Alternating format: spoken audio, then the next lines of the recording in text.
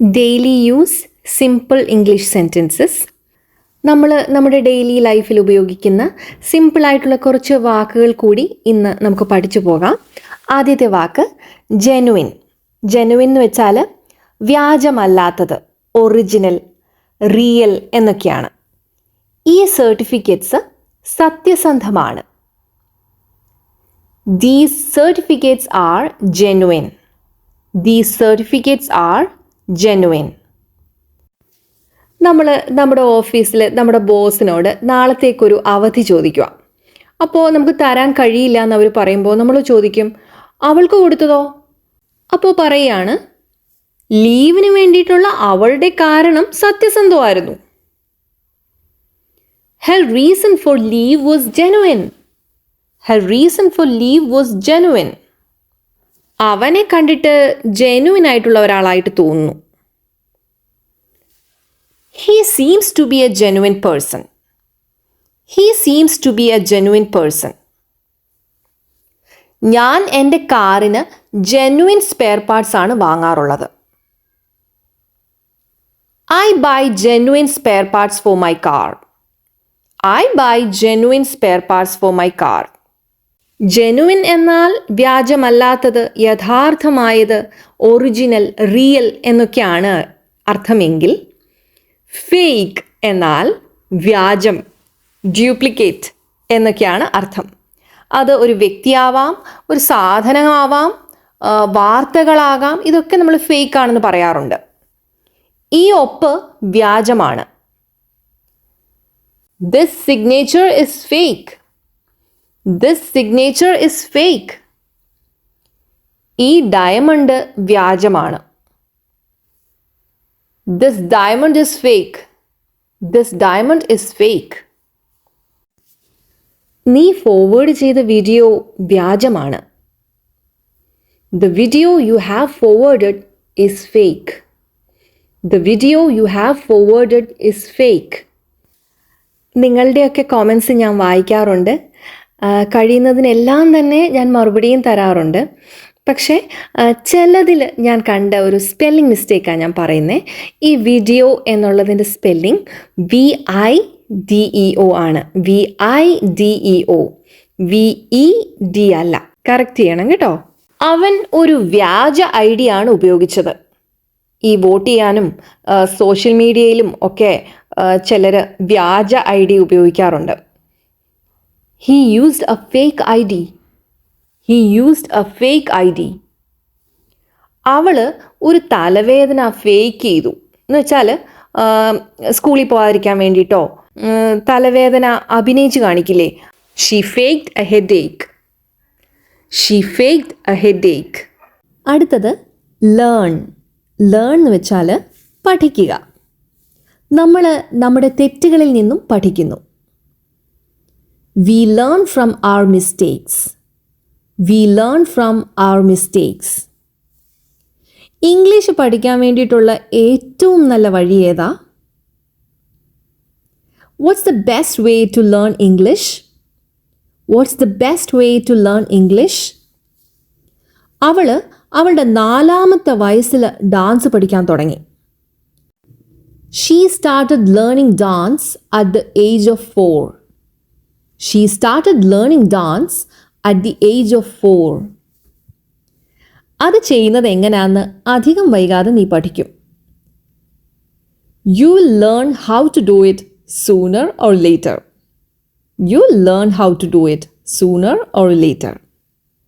പഠിക്കുക, learn. പഠിപ്പിക്കുന്നത് teach. മുതിർന്നവരെ പഠിപ്പിക്കുന്നതിനേക്കാൾ കുട്ടികളെ പഠിപ്പിക്കുന്നതാണ് എളുപ്പം. Teaching children is easier than teaching adults. Teaching children is easier than teaching adults. അവൻ എൻ്റെ സ്റ്റുഡൻ്റ് ആയിരുന്നു, ഇപ്പോൾ അവൻ എൻ്റെ കുട്ടികളെ പഠിപ്പിക്കുന്നു. He was my student. Now he teaches my children. He was my student. Now he teaches my children. അടുത്തത് professional.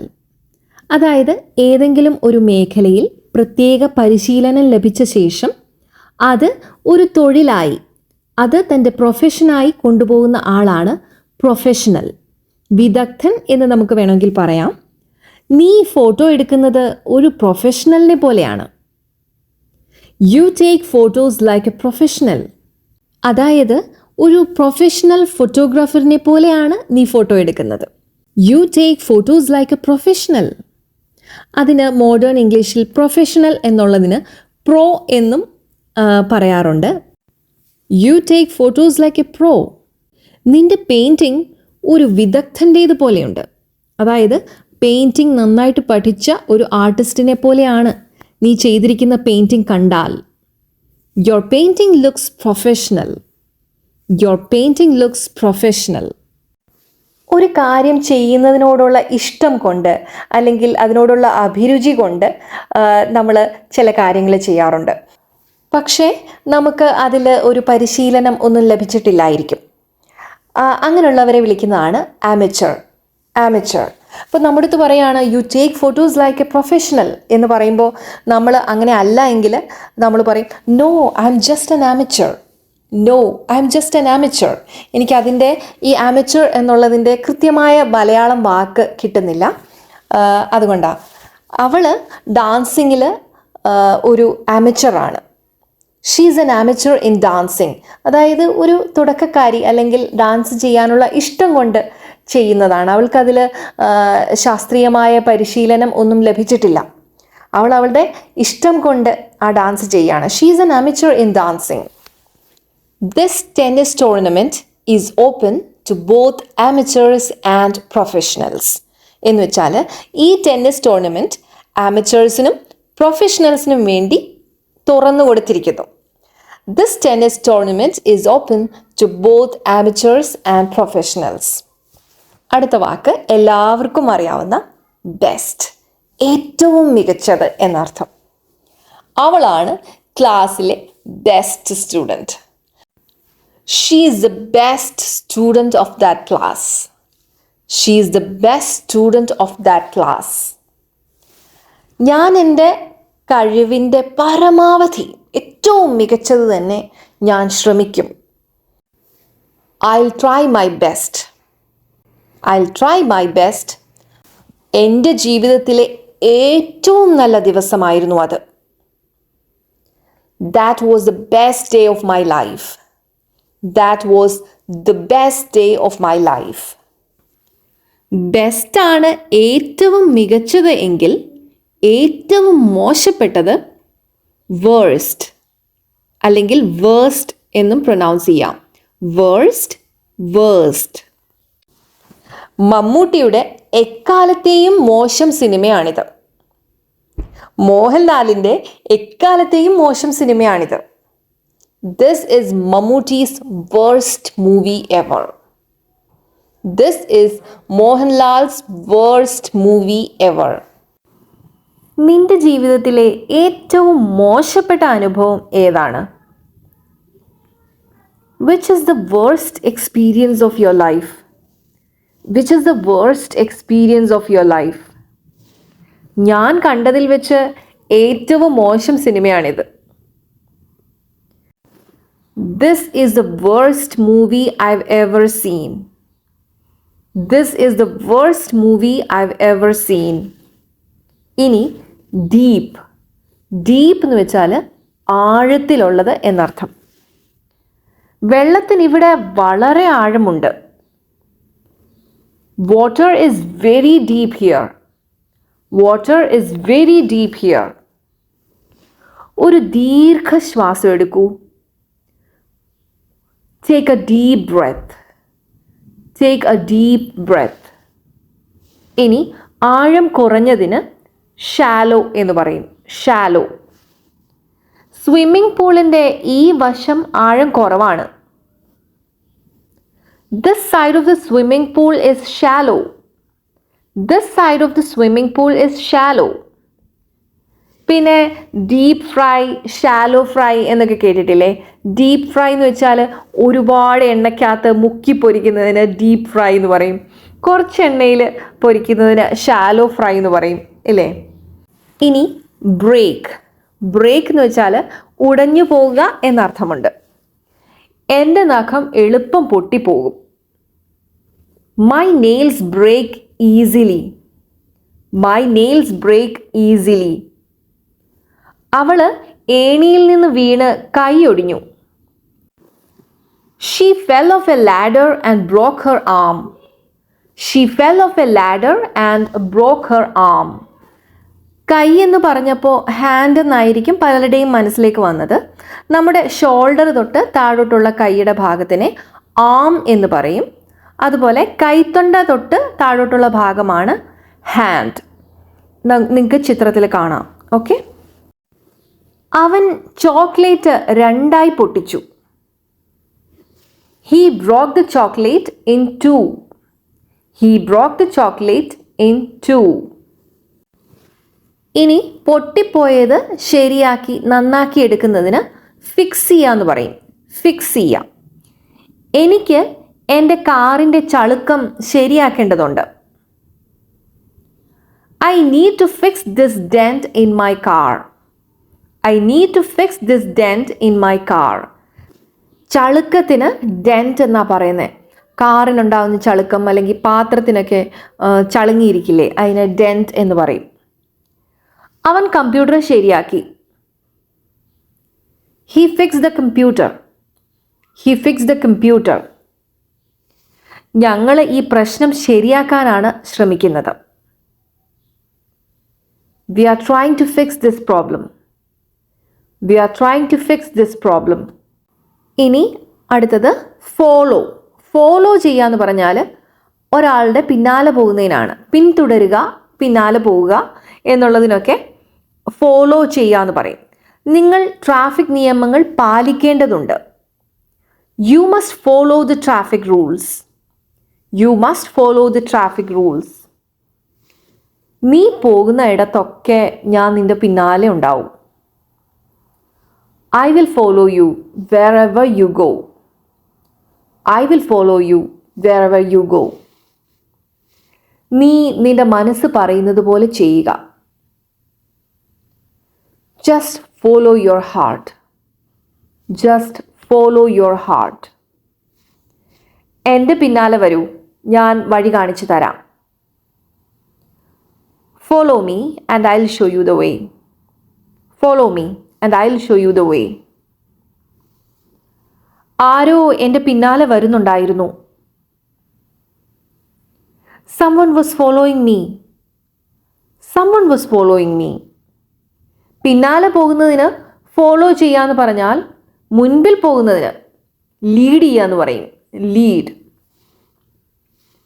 അവളാണ് ബാൻഡിൻ്റെ പ്രധാന ഗായിക. She is the lead singer of the band. She is the lead singer of the band. Band എന്ന് വെച്ചാൽ ഒരു group of musicians അല്ലെങ്കിൽ group of സിംഗേഴ്സിനെയാണ് band എന്ന് പറയുന്നത്. അവനാണ് സിനിമയിലെ പ്രധാന കഥാപാത്രം. He is the lead character in the movie. He is the lead character in the movie. Australia 10 റൺസിന് മുൻപിലാണ്. Australia is leading by 10 runs. Australia is leading by 10 runs. നല്ല പെരുമാറ്റം വിജയത്തിലേക്ക് നയിക്കുന്നു. Good behavior leads to success. Good behavior leads to success. അപ്പോൾ മോശം പെരുമാറ്റം പരാജയത്തിലേക്ക് നയിക്കുന്നു. Poor behavior leads to failure. Poor behavior leads to failure. Failure ആണ്, failure അല്ല. Failure അല്ല, failure. Liar അങ്ങനെ തന്നെ പറഞ്ഞോളൂ. Frequently എന്ന് പറഞ്ഞാൽ ഇടയ്ക്കിടയ്ക്ക്, ഇടയ്ക്കിടയ്ക്കിടയ്ക്ക്. Frequently. അവള് ഇടയ്ക്കിടയ്ക്ക് കാപ്പി കുടിക്കാറുണ്ട്. She frequently drinks coffee. She frequently drinks coffee. ഞങ്ങൾ ഇടയ്ക്കിടയ്ക്ക് ഞങ്ങളുടെ ഗ്രാൻഡ് പേരൻസിനെ വിസിറ്റ് ചെയ്യാറുണ്ട്. We frequently visit our grandparents.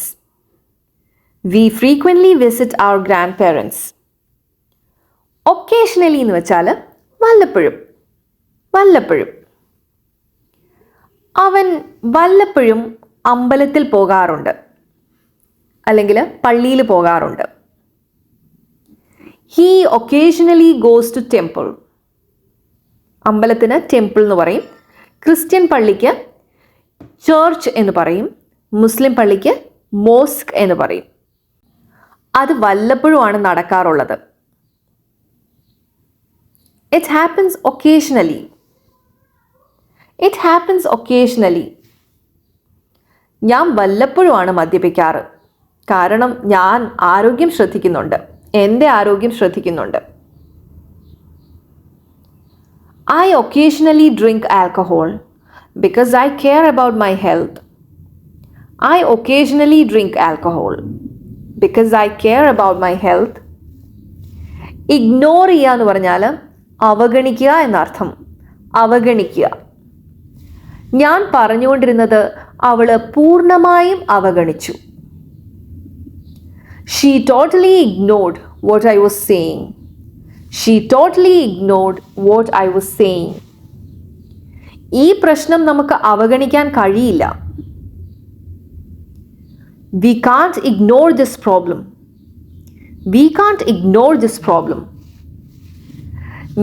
നീ ആയിരുന്നെങ്കിൽ ഞാൻ അത് അവഗണിക്കുമായിരുന്നു. നമ്മൾ പറയില്ലേ, നിന്റെ സ്ഥാനത്ത് ഞാനായിരുന്നെങ്കിൽ. If I were you, I would ignore it. അവനെ ഗൗനിക്കണ്ട, അവനെ മൈൻഡ് ചെയ്യണ്ട. Just ignore him. അവഗണിക്കുന്നത് ഇഗ്നോർ ചെയ്യുക. ശ്രദ്ധിക്കുന്നത് നോട്ടീസ്. എന്തെങ്കിലും മാറ്റം നീ ശ്രദ്ധിച്ചോ? Did you notice any change? അവൾ അത് എങ്ങനെയാ ചെയ്തതെന്ന് നീ ശ്രദ്ധിച്ചോ? Did you notice how she did that? സത്യമായിട്ട് ഞാനത് ശ്രദ്ധിച്ചില്ല. Honestly, I didn't notice it. Thanks for watching. Keep learning English. Keep practicing English. Please like, comment, and subscribe to my channel for more videos. Thank you.